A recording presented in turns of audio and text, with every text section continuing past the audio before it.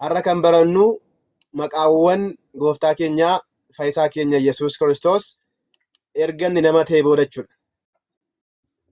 Isaan keessaa tokkorraa waa'ee Kiristoos ni ilaalla jechuudha. Kiristoos meemmee Kiristoos jedhame hundumti keessan warroonni abboonni keenya Kiristoosin akkamittiin akka isaan nu barsiisanii Kiristoos dhugumatti nuuf maal akka ta'e ni barannaa jechuudha. Ni barannaa. Kanaafuu Kiristoosin aran ilaallaa, itti aanee Iyyasuus, itti aanee Gooftaa, itti aanee Amaanu'el, walitti qabnee immoo maal goonaa? Gooftaa keenya, fayyisaa keenya Iyyasuus Kiristoos.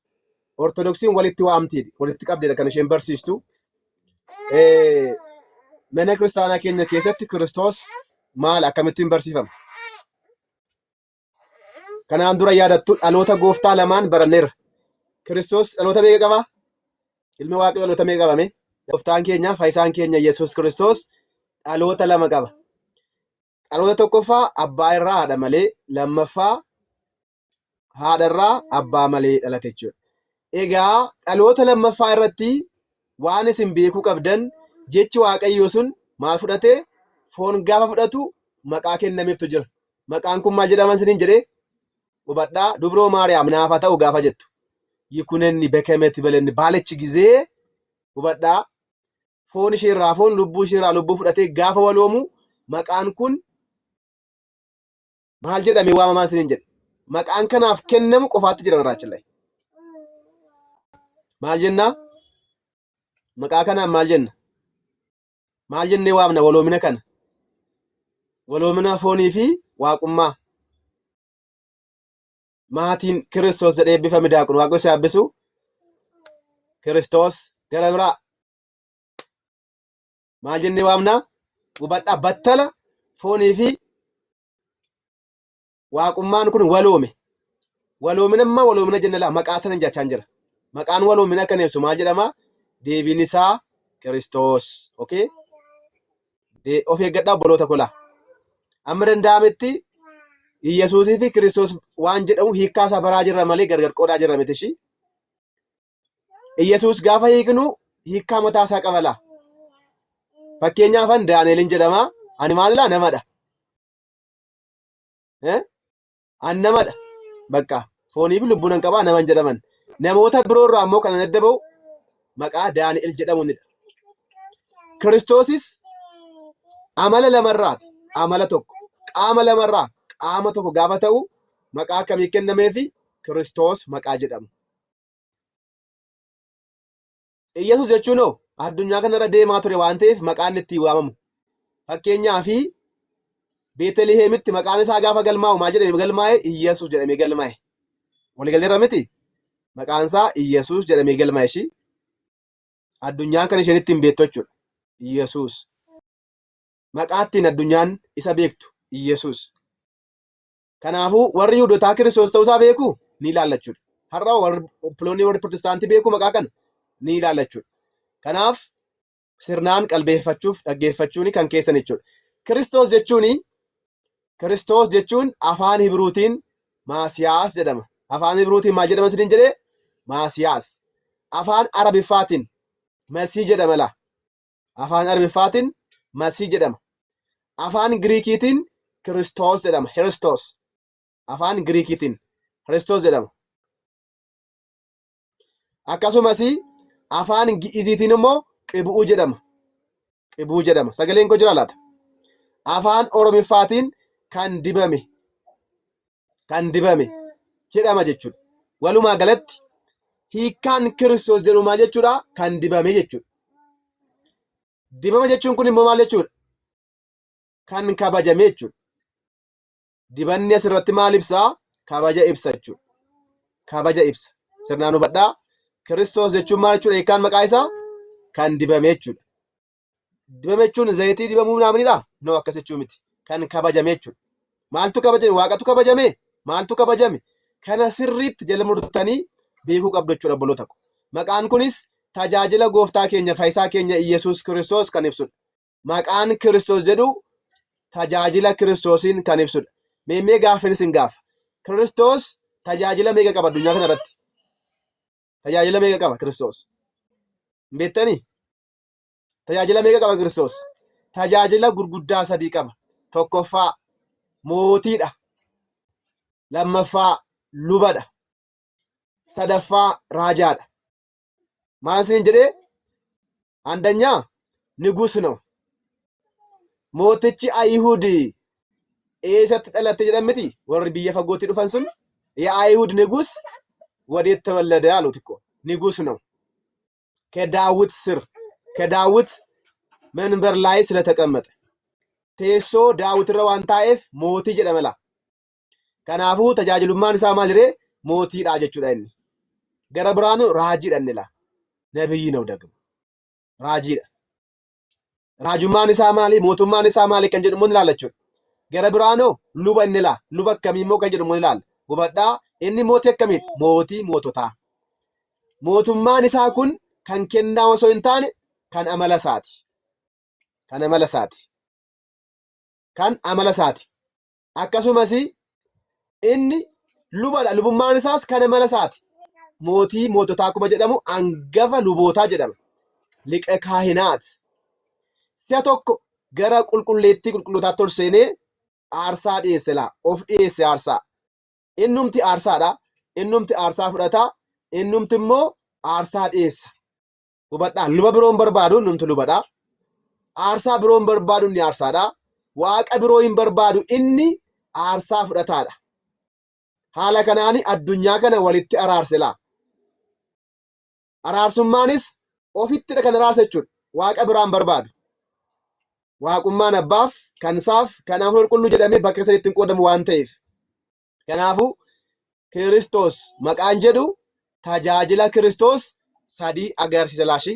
isaanis eenyu fadhasiniin jedhe lubummaa, mootummaa akkasumas raajummaa isaa agarsiisaa jechuudha. Kiristoos Yesuus Kiristoos raajii akkamii? raajii akkamii? hubadhaa ishee kana dhagaa. akka Muhammadidha? akka Museeti? akka warra kamiiti? Musee yoo ta'e raajii waaqayyo ergadha. Muhammad immoo raajii sobaadha. Ilaa raajummaan Muhammadiif kan Museeyyuu tokko miti joo. kan Musee isa dhugaadha. waaqatu ergela. deemiitii Gibxiini ijoollee koo Gibxi jalaa baasi jedhe waaqatu erge. Muhammadinoo isa tokko ergela. kan Kiristoos immoo jarreen kana lamaan irraati adda dhala. Musee waaqatu erge. kan Kiristoosoo kan amala isaati laa. raajii jechuun maal jechuudha beektu? waan gara fuulduraatti ta'e ta'uuf jiru beeku jechuudha. fakkeenyaaf Kiristoos hin dubbanne manni qulqullummaa koo kun hin diigama guyyaa sadiitti ka'a jedhe. waa'ee du'uusaa waa'ee du'aa ka'uusaa raajii dubbata. ta'eera moo hin taane? tokkos manni qulqullummaa Yerusaalem suni waggaa 70 booda kufee diigameera በነገራችን ላይ የሶሎሞን ቤተ መቅደስ ከ70 ዓመት በኋላ ፈርሶ ጠፍተዋል። har'a masgida jirach isin ajaa'iba. masgida ajaa'ibaa jirach mana Solomoon mana qulqullummaa jarritti waaqessaa turan sana jechuudha. sababiin isaa Kiristoos ilma waaqayyoo waan fannisaniif dhiigni isaa nurraa bulu waan jedhaniif bakka isaan jaallatan san dabarsee kenneef ormootaaf dabarsee kenne. kanaafuu inni maalidha? inni mootiidha. mootii akkamii? mootii amalaa. እግዚአብሔር ንጉስ ነው። ንጉሱ mootummaan isaa immoo kan kennaa miti. ዲሞክራሲidhaani mircaa boordiin taqaaqamee akkasiin kan filatamu jechuudha. inni amala isaatiin malee mootiidha waan ta'eef. argitanii inni mootiidha. ganaa itti qabamnee isaa moosinu kan jennu miti laa. okay walumaa galatti jarreen kan hubachuu qabdu. maqaan Kiristoos jedhu iccitii tawaahidoo kan ibsudha laa. maqaan Kiristoos jedhu obboloota koo iccitii tawaahidoo kan ibsudha laa. yeroo baay'ee nuti Kiristoosin gaafa jennu waaqas nama sechaa jirra. Kiristoosin gaafa jennu waaqummaa isaa namummaa isaa jechuun qabnu. Iyyarattu laata dhiyoo kana kan taa ture. Kiristoos fooniin akkasi. Kiristoos jetteennaan foonii fi waaqummaa walitti dubbachaa jirta bakka gargariin hin danda'amu. Kiristoos jetteennaan waloomni lama kan dubbachaa jirta jechuudha. Gargariin hin danda'amu. Kiristoos jechuun kan dubbachaa jirta gaa. argitanii? Kiristoos iccitii tawaahidoo maqaa isaaf kennamedha jechuudha. akkuma beekamu waaqayyo gooftaan addaamiin qulqullummaaf kabajaa nuumeera hubadhaa. maaltu kabajamee kan jedhu ilaaluufidha ishee amma. Kiristoos jechuun kan dibamedha jenne miti. Kan kabajame jenne hiikkaan isaa eenyutu kabajame laata? Yookiin negatiivli hin fudhatina. Waaqayyo amala isaatiin kabajamaa moo kabajamaa miti? Kabajamaadha. Waaqayyo nama kabajee uume gannata keessa kaa'e. Seera uumamaa boqonnaa 1:26 gaafa dubbistan Waaqayyos jedhe nama akka fakkii keenyaaf akka bifa keenyaatti haa uumnuu jedhe. Akka eenyu fakkeenyutti akka bifa keenyaaf akka fakkii keenyaatti haa uumnu. Kabaja namaati kun. Isa boodasi seera uumamaa boqonnaa 2:7 gubbaattis Waaqayyo gooftaan biyyee irraatiin nama uume jedha. Hafuura jiraatas itti baafate jedha. Isa booda'oo gannata keessa kaa'ee kabaje. Mukatti kana nyaatin ishee kana immoo nyaadhu jedheetoo ajaja jaje. Haa ta'uyyuu malee abbaan keenya Addaam ajaja kana diigee akka Waaqayyoo ta'uu barbaade. Kanaafuu gannata keessaati ba'e. Ni salphate jechuudha laa. Kabajamaa ture ni salphate. Hubadhaa ishee jala muraa. Kabajamaa ture maal ta'emma? Ni salphate jechuudha. Waaqayyoo wajjin wal dhabe. Sababa kanaafuu ni kufe jechuudha.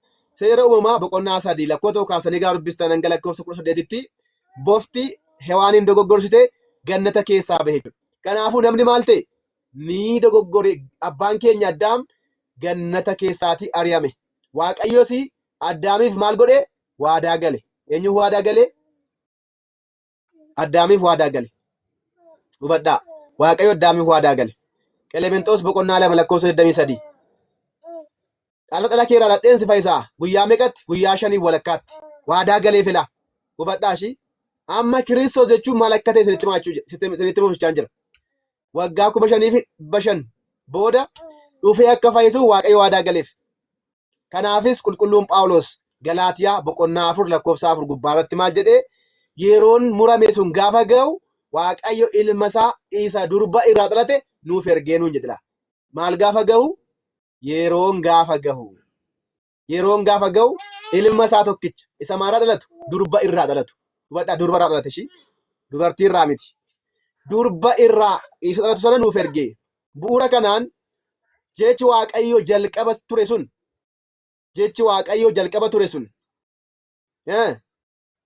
Maal uffate? Foon uffate. Wangeela Yohaannis boqonnaa 1 lakkoofsa 14 በመጀመሪያ ቃል ነበረ ቃልም በእግዚአብሔር ዘንድ ነበረ ይልና ቃልም ሰው ሆነ ስጋን ለበሰ ይላል።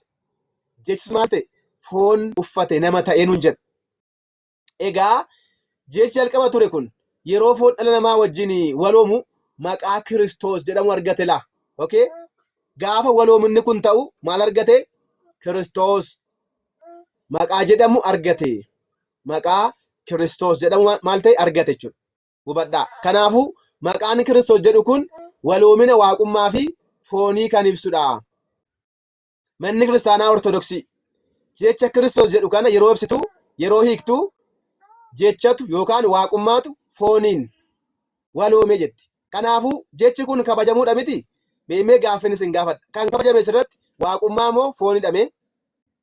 Hubadhaa asila dubbanneerraa foonni kuni kabaja isaarraa kufee jenne. Kabaja isaarraa waan kufee fi Waaqayyo nama ta'e.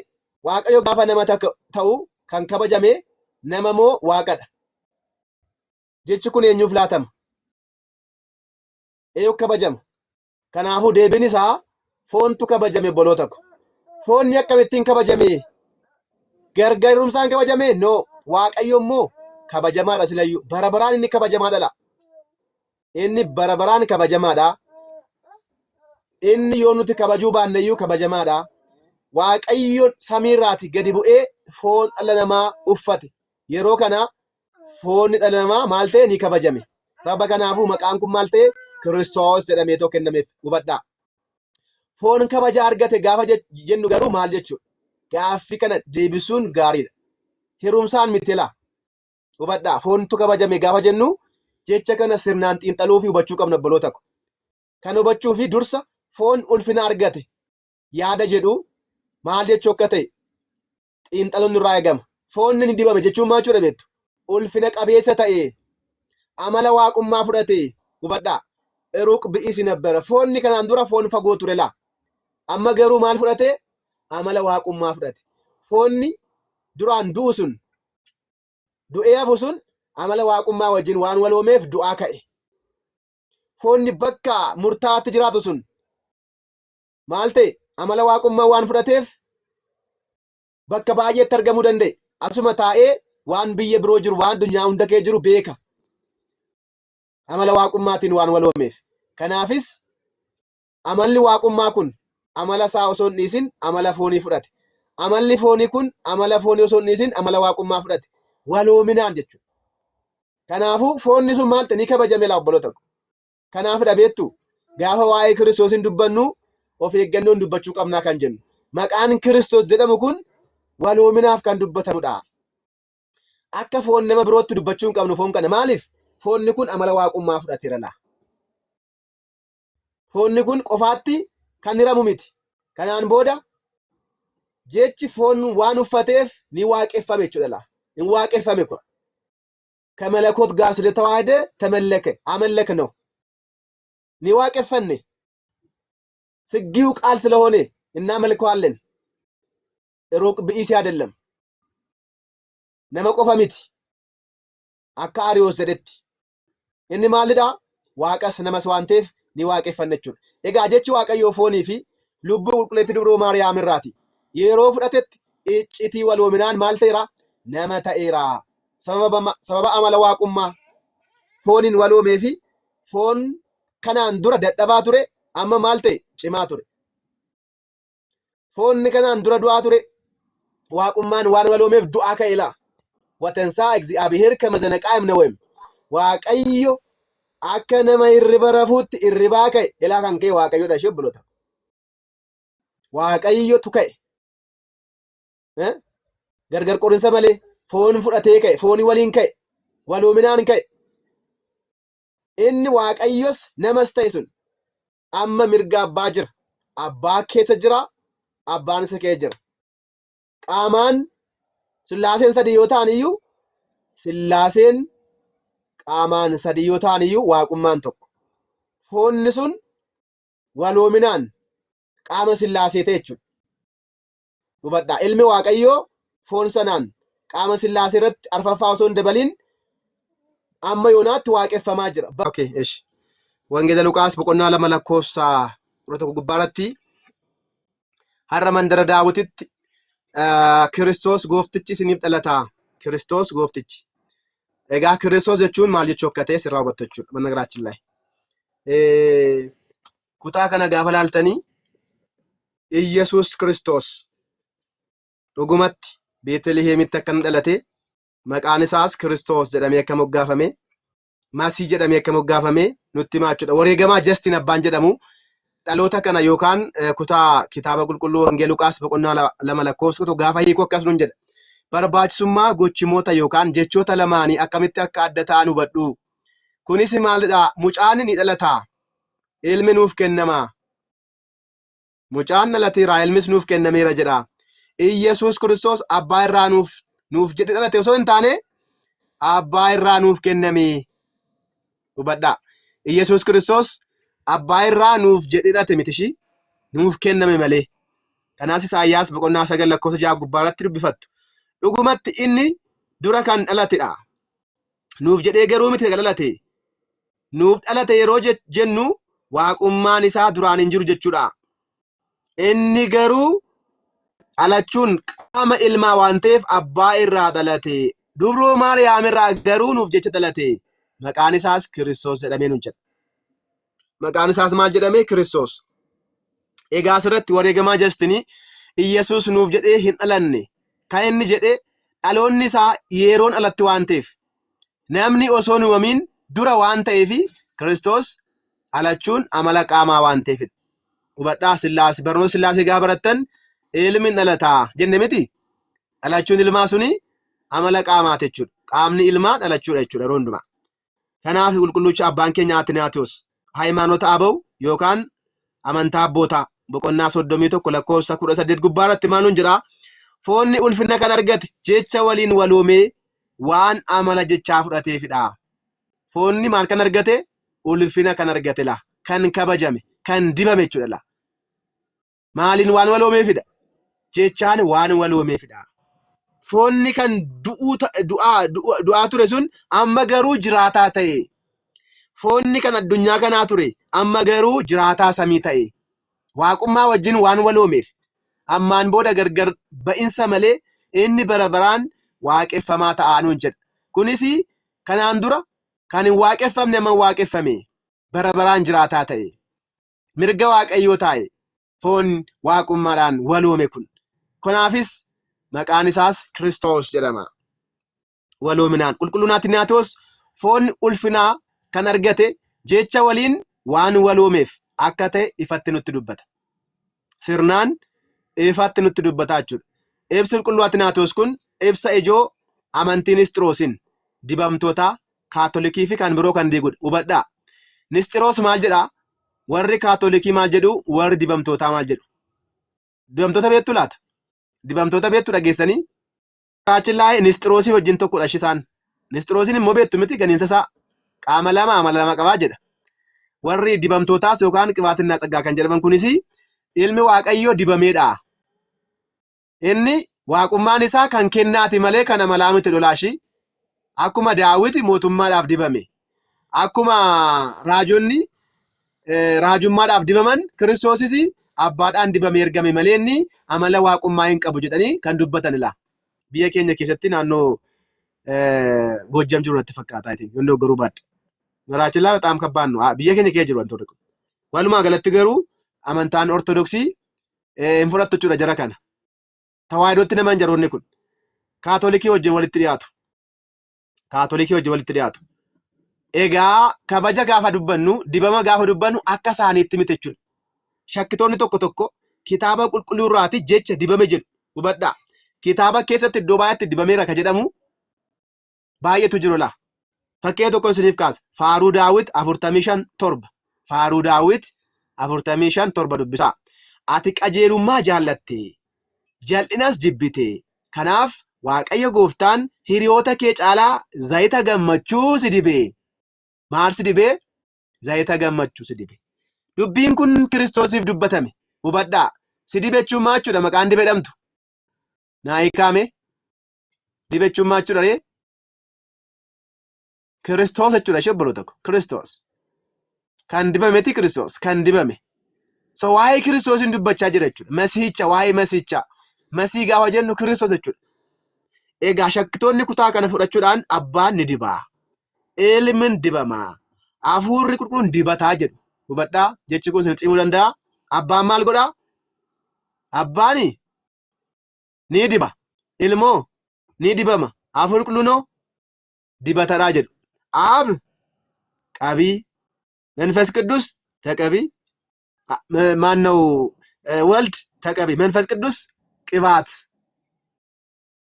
እንደዛ ወስዳሉ። እነማን ቅባቶች ማለት ነው። አማ ቅባቶን ሲም ገለኒሩ ወሪ ዲባቶን ኩን አካተመኖቹ ይላ ኑቲ ገሩ አከሰነ መንላ ጉባዳ ጀቸት ከነ ፍረቹ ማልጀዱ ጀሮኒ ኩኒ አባኒ ኒዲባ አከሰቹ ማቹ ለቤቱ አንጓ ደዳቀበቹዳም ሚቲሬ waan abbaan hojjetu ilmi hojjetu jechuudha asirratti. Kanaafuu kara biraas ilmi waaqayyo abbaan gadidha jechuudha. Kun immoo ganiinsa guddaadha. Garuu kutaan kun akkamittiin hiikama kan jedhu sirnaan hubachuu qabdu. Kitaaba keessan gaafa dubbistan dubbii qulqulluun Daawit dubbate sirriitti yoo ilaallu barreeffama kana keessatti zayita gammachuu kan jedhame ulfinadha malee waan biraa miti jechuudha. Zayita gammachuu kan jedhame hafuura qulqulluu jedhame hiikama osoo hin taane ulfina jedhameetoo hiikama. Ulfina jedhameetoo hiikama. Ulfina jedhameetoo hiikama. Ati qajeelummaa jaallatte, jal'inas jibbite. Kanaafuu Waaqayyo Gooftaan hiriyoota kee caalaa zayita gammachuu si dibe. Kan jedhamu kun zayita gammachuu jechuun ulfina siif kenne. Ni kabajamte. Maaltu kabajame laata? Foontu kabajame jechuudha. Ilmi Waaqayyo gaafa nama ta'u foonni kanaan duraa dadhabaa ta'e sun amma waaqummaa wajjin waloomee amala waaqummaa fudhate. Hin kabajame jechuudha laafoonni kun argitanii. Hin kabajame jechuudha. Akkasumas qajeelummaa jaallattachuun maal jechuudha kutaa kana keessatti. Qajeelummaa jaallattachuun nama ta'uu filatte. Nama ta'uu feete jechuudha. Sawmahoon fellek ማለት ነው. Aያችሁ? Maaliif nama kabajuudhaafi nama ta'uu jaallatte. Jaallina jibbitachuu noo nama ta'uu hin tuffanne jechuudha kun. Nama ta'uu hin tuffanne. Nama ta'uu jaallatte malee. Waaqayyo ilma namaa yookaan nama ta'ee kan mul'ate jaalala isaa isa guddaa sana agarsiisuufidha. Kanarratti ati hiriyoota kee keessaa kan jedhu immoo hiriyoonni isaa maal turan? Raajota turan miti. Hiriyoota kee ni caaltaa jedhame laa. Hiriyoota isaa kan jedhaman Museefaan kan akka keensiif kaasaa jedheera laa. Kan akka keensiif kaasaa, raajii akka keensiif kaasaa jedhe Museen. Raajiin akka Musee eenyu daree? Kiristoosidha akka. Sila maal jenne? Tajaajila Kiristoos keessaa tokko maal jenne sila? Raajiin jenne? Eeyyeenoo. Tajaajila Kiristoos tokko raajiidha, tokko mootiidha, lammaffaan sadaffaan immoo lubummaadha jenne laa hubadhaa. Kanaafuu Iyyasuus Kiristoos amala isaatiin raajaadha hubadhaa. Kan kennaa miti raajummaan isaa jenneera. Kan maal isaatiin? Kan amala isaati. Kan raajota biroo garuu ni caalala. Maaliif? Raajummaan isaa kan amala isaa waan ta'eef. Karaa biraas ulfina raajotaa kan ayyaanummaa gaafa ta'u kan Kiristoos garuu kan amalaati. Kan isaati. Kanaaf caala jechuudha. Akkasii kamachuudha kutaan kun. Egaa tuufuudhaan Waaqayyo Gooftaan zayita gammachuus ni ba'e jedhameera. Yaada kana keessatti maqaan Waaqayyo jedhu jira miti ree? Waaqayyo jedha miti? Waaqayyo jechuun maal jechuudha joo? Abbaa, Ilma, Hafuura Qulqulluu miti? Baasiliyoos inni Qiisaarraa maal nuun jedha? Hayimaanoota Aaba'u. Boqonnaa 96 lakkoo 6 gubbaarratti ani Waaqayyo gaafan jedhu waa'ee Abbaa, waa'ee Ilmaa, waa'ee Hafuura Qulqulluun dubbachaa jira jedha. እኔ እግዚአብሔር ባልኩኝ ጊዜ ስለ አብ ስለ ወልድ ስለ መንፈስ ቅዱስ እየተናገርኩኝ ነው ላል ከናፉ ዋቀዮ ጎፍታን ዘይተ ገመቹ ሲልበቹማቹ ሲላሴን ይፈዳ ተኮ ቀቦቹ ደላሰረት ያደ ከነ ከሰት መቃን ዋቆ ጀዱ መቃቃ መሰደን ይብሳ ከናፉ አከ ወረዲ በቶታት አከ ወረ ካቶሊክት ኩታክኑ ኒከሙ ኢኑማዩ ነመተው ዋቀዮ ፈዲዳን fedhii abbaa fedhii ilmaa fedhii Hafuura Qulqulluu akka ta'e nutti himaachuudha. Kanaafuu Waaqayyo Gooftaan dibe yeroo jedhamu qaama sadaniifuu kan dubbatamudha. Qaama meeqaaf kan dubbatamudha dibeen? Qaama meeqaaf dubbatama? Hubadhaa. Qaama sadaniifuu. Abbaaf yeroo dubbatamu abbaan dibaa yookaan kabajaa ta'uu isaa ibsuuf. Hubadhaa. Abbaan dibaa gaafa jennu maachuudha? Kabajaa jechuudha shi. Kabajaa. አክባሪ ማለት ነው። አብ አክባሪ ነው፣ ወልድ አክባሪ ነው፣ መንፈስ ቅዱስ አክባሪ ነው። ሶስት አክባሪ አይደለም፣ አንድ አክባሪ ነው። ከበጃ ሰዲን ጀኑ ቶኮ አባ ፊልሚ አፉር ቁልቁሉኒ ኢሳን ፈረ ቶኮ ቀቡ ዋንቴፍ ኢልማፍ ጅሮ ዱበን ነው ወሎምነ ፎኒ ከን ከበጅ ጀቻ ዋንቴፍ ጀችሞ ዋቀዮ ዋንቴፊ ከበጃ ጀደማን ሰቹ አባንስ ከበጃ ኢልሚስ ከበጃ ጀቹ ለቹ አፉር ቁልቁሉ ጋፋ ዱበን ነው ኢንሲ ዲባ ጀደማ yookaan kabajaa jedhama. Kabajaa sadii garuu no tokkodha. Waaqayyo abbaan waaqadha, ilmi waaqadha, Hafuurri Qulqulluun waaqadha waan jennuuf. Qaamni sadanuu kabajuun dibuun jechuudha shi. Kabajuun dibuun sinni gala artiik ishee kabajuun jechuudha shi. Malee zayita mataatti dibachuu miti obboloota ko. Kiristoos jechuun dibamaa jechuudha jennee rabitire kan dibame jechuudha. Maaltu dibame? Foontu kabajamechaa jira laasirratti. የተከበረው ስጋ ነው፣ ትዕስቢት ነው። yoom waloomee dura jechuudha. Gaafuma waloomee kabajamee isa booda'oo amala waaqummaa fudhate jechuudha. Isa booda'oo fooniif waaqummaa jedhamee gargaaramuun hin jiru shi. መቼ ነው እንደዚህ ነው? ከስጋዋ ስጋ ከነፍሷ ነፍስ በነሳ ጊዜ ነው ይህን ቃል የምንናገረው። አንጎ tokko waan qabaniif dibaa jedhamu malee hubadhaa. Abbaan dibaa, ilmi dibaa, Hafuurri Qulqulluun dibaa jedhama. Garuu warri dibootaa yookaan warri qibaatinaa tsaggaa akkasumas warri kaatolikii maal jedhu dibamaa dibata jedhu. Dibamaa dibata. Argitanii? Kana jechuun maachuudha kana biraa beektu. Abbaan maaliin dhalaa hin baasaa mitire? Qaama sillaasee keessaatii gochaan fakkeessu jechuudha. Dhalaa dhalataa fi baasaa jechuudhaan kana biraa. Abbaan dhalaa ilmi dhalataa Hafuurri Qulqulluun ni ba'a. Kanaan wal fakkeessanii dubbatu jechuudha. Sillaaseen immoo gochaan maal akka ta'e barattaniittu miti. Isaalan jiru raachila gochi sillaasee. Abbaan dhalaa hin baasa bakka. Kana bichaadha gochisaa. Ilmoo hin dhalata bakka. Kana booda hin jiru. Dibama kan jedhamu hin jiru laa. Qaama sillaasee keessaa ilmi Waaqayyoo qofaatti dibamaa jedhamee barsiifamees hin beeku hin jiru jechuudha. Dhalataadha ilmi Waaqayyoo. Hafuurri Qulqulluun bahaadha malee dibata jedhamees hin beeku laa. Kanaaf warri gantootaa haala kanaan kan isaan doggoran. Maqaa Kiristoos jedhu hubachuu dadhabuurraa kan ka'e jechuudha. Sababni isaas waaqummaan fira tokko, gooftaa tokko.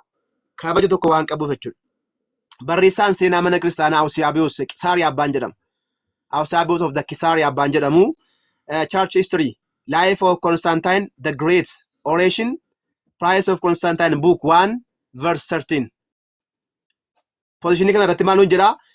Dibamuun isaa zayita wantoota qaama adda addaa irratti dibamu miti. Zayita mataatti dhangalaasu miti dibamuun isaa. Zayitiin barbaadu ejersan barbaadu dhadhaan barbaadu nuun jedha. Akkuma waaqummaaf maluttidha malee hubadhaa. Akkuma waaliif maluttidha. Akka waaqummaaf maluttidha malee. Hafuura waaqummaa ofii isaatiin fedha waaqa abbaa isaan dhufee foon dibee. Maal dibee? Maal dibe joo? Dhufee maal dibe siniin jedhe? Fedha abbaaf fedha hafuura qulqulluun jechi waaqayyoo dhufee maal dibe? Jechi waaqayyoo foon dibe. Maal jechuudha dibechuun? Dibe jechuun maal jechuudha siniin jedhe sila? Kabaja jechuudha. Bakka Kiristoos gaafa jennu sirnaan ishee kan akka hubattan. Foon kabaja jechuudha. Akkuma armaan olitti ilaalle qaamni sadanuu dibuudhaan yookaan kabajuudhaan tokkodha. Sababni isaa ulfinni waaqayyoo, ulfinni abbaa, ulfinni ilmaa, ulfinni hafuura qulqulluu tokkodha waan ta'eef. Qulqulluu Qeerloos abbaan keenya Hayimaanoota Abawu boqonnaa 70 kutaa 14 maannoo lakkoofsa 14 hanga 7tti maal nuun jedhaa? Sillaaseen waaqummaadhaan tokko, amala tokko, humna tokko, yaada tokko, gooftummaa tokko, ulfina tokko, dursummaadhaan tokkodha. Inni kan hin uumamnedha. Dadhabinni kan isaaf hin taane, kan hin jijjiiramnedha. Dursa jedhamus argamuun isaaf jalqabaaf dhuma hin qabu. Sillaaseen qaama sadii amala tokkodha. Kan hin qoratamne, jalqaba kan hin taane, yeroo hundumaa kan jiraatudha nuun jedha. Kana jechi waaqayyoo foon ta'e gaafa jennu immoo maqaan kanaaf kennamu maalidha jenne? Maalidha jenne? Jechi waaqayyoo dhufee foon ta'e kan jennu. Maqaa kanaaf kan kennamu maalidha jenne? Maal jenne?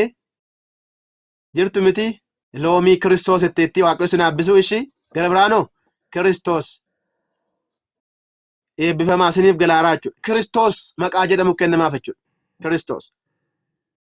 Argitanii Kiristoos. Qaamonni sadan tokkummaa amala wajjin tokko waan ta'aniif sadan isaaniiyyuu dibaa yookaan kabajaa jedhamu ishii. Isinii galiiraa? Dibaa yookaan kabajaa jedhamu. Eenyu isaaniiyyuu? Sadan isaaniiyyuu. Gargar qoodimsi hin jiru jechuudha. Jechi waaqayyoo dhufee kan foon uffatee fedha ilmaan qofa miti. Fedha abbaan ilma ergela. Hafuurri qulqulluun immoo dhufee durboo maaramiinii ishee golgela. Ishee eegela. Wangeela Luqaas boqonnaa 1 lakkoofsa 35 gaa dubbistan hafuurri qulqulluunis በመንፈስ ቅዱስ ስራም ትጸንሻለሽ ሆጂ አፉራ ቁልቁሉቲን ኑልፎፍተ ጀደ hojiin hafuura qulqulluu akka jiru badhaa.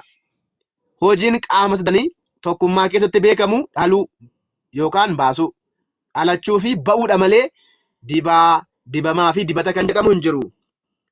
Sin qunnamuu danda'a banaachillaa kanaafidha kan dubbachaa jirru. Fakkeenyaaf shakkaan tokko dhufee gaafa akkasiniin jedhu namni kun qibaatii yookaan kaatolikii akka ta'e isinitti himaa jechuudha. Fakkeenyaaf osoo kaatolikii wajjin dubbattaniiti akka ittiin hin beekan isaan. Ilmi dibamaadha jedhu. Dibamaa gaafa jennu akka Daawit kan dibamedha, akka Solomoon kan dibamedha sin jedhu. Mootummaan isaa kennaan kan argatedha sin jedhu. Kanaafidha beektu nuuf kadhata kan jedhan ishii. Nuuf kadhata. Waaqummaa isaatiin nuuf kadhata kan jedhan. Maannoo namummaa isaatiin nuuf kadhata kan jedhan sanaafidha. Nutoo ergaa Waaqayyo nama ta'eeti lamummaan hin jiru inni tokkuma. Hin kadhatama malee hin kadhatu. Hin waaqessama malee hin waaqessu la. Bakka lamatti rees hin waaqeffamu. Erki maal jedhu nama waan ta'eef yeroo namummaa isaatti abbaa waaqesseera nuun jedhu. Maal waaqesseera? Abbaa waaqesseera. Kanaafuu waaqa lama dhaqa. Akkasennaan waaqni waaqa waaqessa akkas taanaan jecha akkasiin jiru jechuudha. Barraa yoo jiraate iyyuu maaliif dubbatame kan jedhu immoo dubbachuun hiikuun barbaachisaadha jechuudha. Ilmi Waaqayyoo erga nama ta'ee booda inni tokkicha ilma Waaqayyooti ni waaqeffama. Kanaaf dirsaan kitaaba keenya irratti iddoo baay'eetti barreeffamee jira jechuudha kun.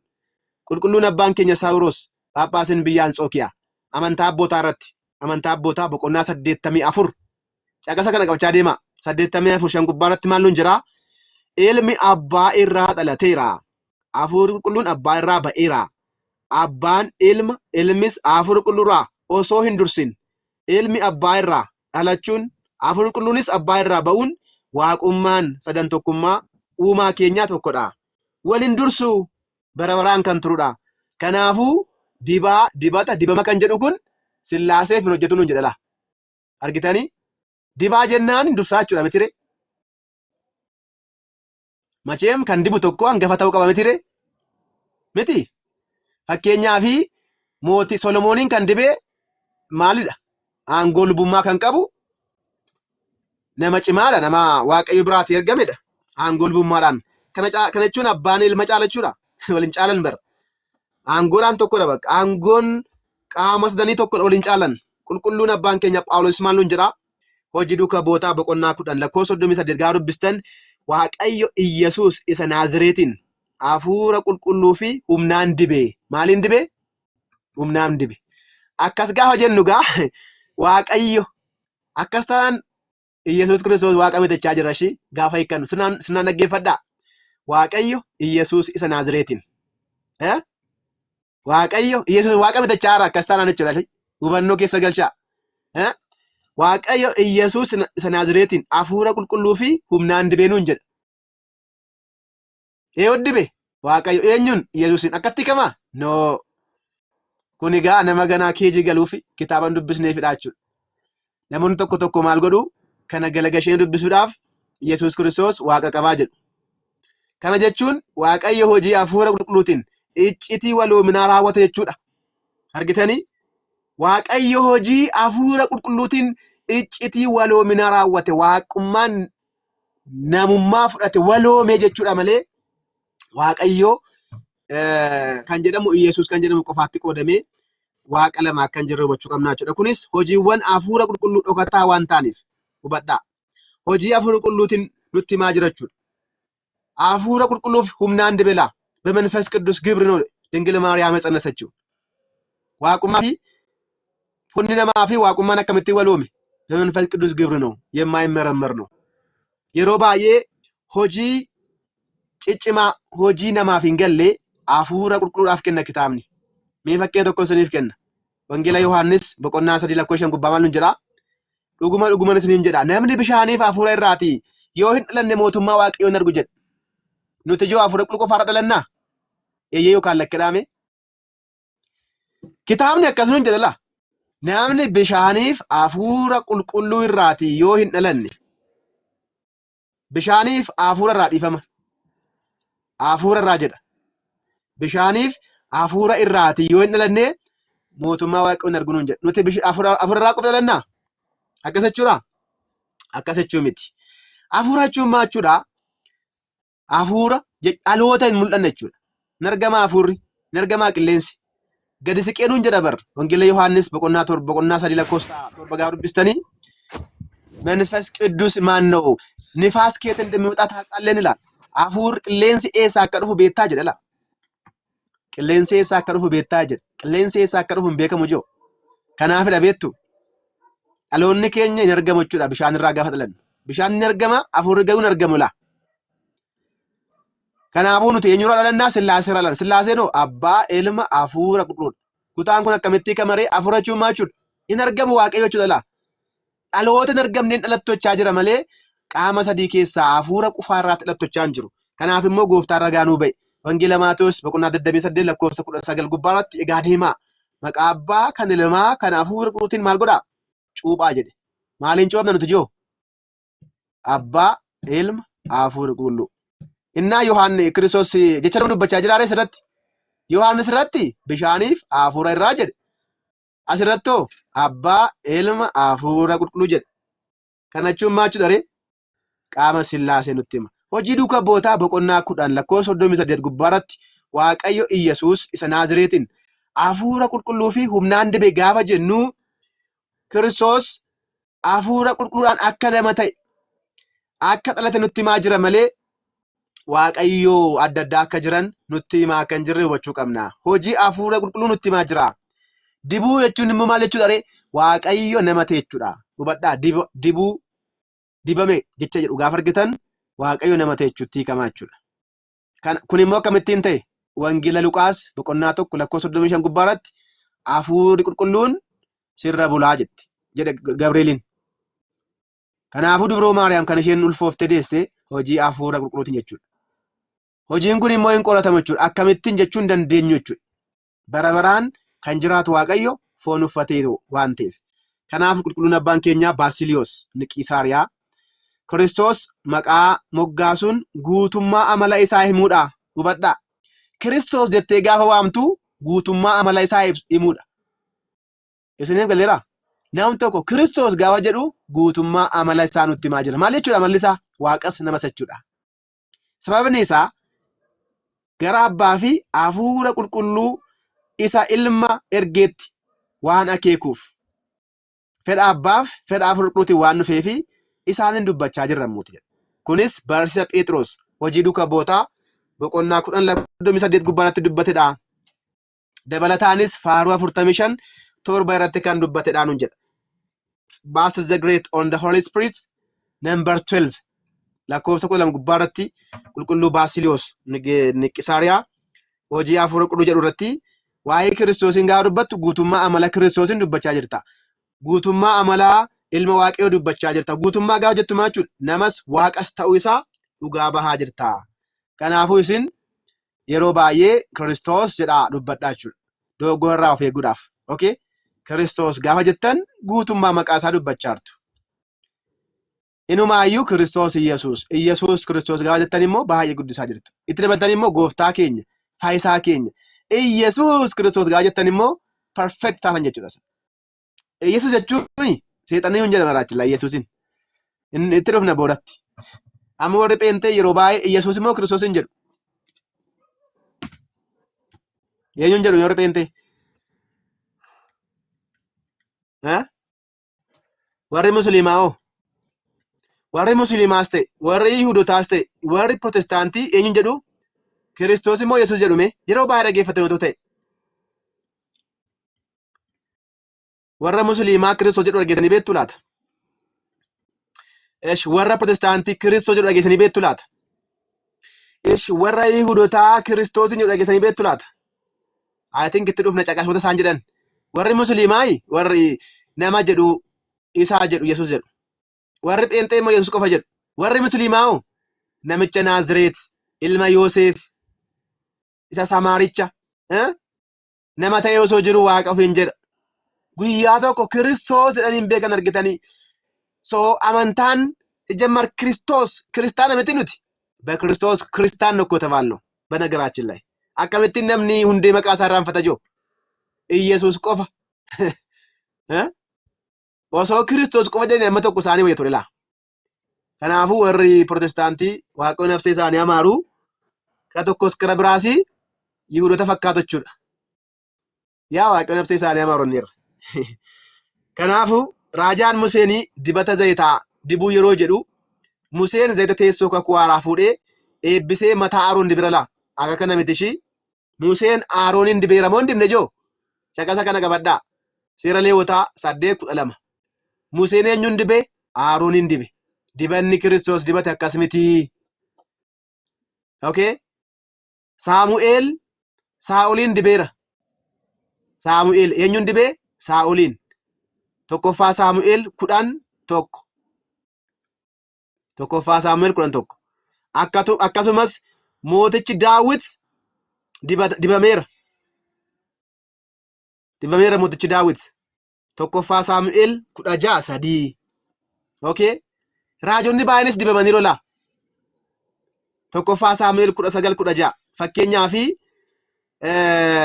Eeliyaas ilma Saafaatiin Eliya dibera ilma Saafat kan jedhamu dibera eenyunni Eliyaas zayti mataatti dhangalaasee jechuudhaan okay amma kan ilaalaa jirtanii zayti mataatti dhangalaasuu dhabbuloo tokko dibata asirratti kan dibu jira kan dibamu jira dibanni jira shi kan Kiristoos akkas mitichaa jirra la isinii galeera akkatti raajonni mootota diban miti dibanni Kiristoos zaytan barbaadochaa jira la akkasumas faaruu 513 gubbaarratti waa'ee dibata kanaa raajonni zayitaan dibaman kun kabaja akka qaban nutti dubbata jechuudha. Abbaan keenya Museen maannoo Daawit. Kanaafuu kana gaafa hiiku inni Kiristoos jedhama. Hiikkaan isaas dibamaa jechuudha. Inni maal jedhama isiniin jedhee? Kiristoos jedhama. Hiikkaan isaasoo dibamaa jechuudha. Hubadhaa. Akka Museen dibame miti. Akka Museen Aroonin dibe miti. Akka Saamu'eel warroota mootota dibe miti. Inni maal jedhe? Inni harka namaatiin kan dibame osoo hin taane bara baraan abbaa irraa nama irratti hangafa lubaa ta'uuf aangoo yookaan dibata qabaachuu isaati ibsa malee. Irraan isiniif deebi'a. Inni Kiristoos jedhama. Inni maal jedhama? Kiristoos jedhama. Hiikkaan isaas dibamaa jechuudha. Maal jechuudha hiikkaan isaa? Dibamaa jechuudha. Inni harka namaatiin kan dibame osoo hin taane hubadhaa. Akka Museen Aroonin dibe miti jechuudha. Harka namaatiin kan dibame miti. Bara baraan abbaa irraa hubadhaa. Abbaa irraa nama irratti hangafa lubaa. Eenyu irratti? Nurratti hangafa lubaa ta'uudhaaf. Kan muudamedha malee. Dibame jechuun maal jechuudha ree? Muudamuu jedhameetu hiikama jechuudha ishee asirratti. Muudamuu jedhameetu hiikama. Kiristoos jechuun maqaa lubummaa isaa ibsuuf kan fayyadudha.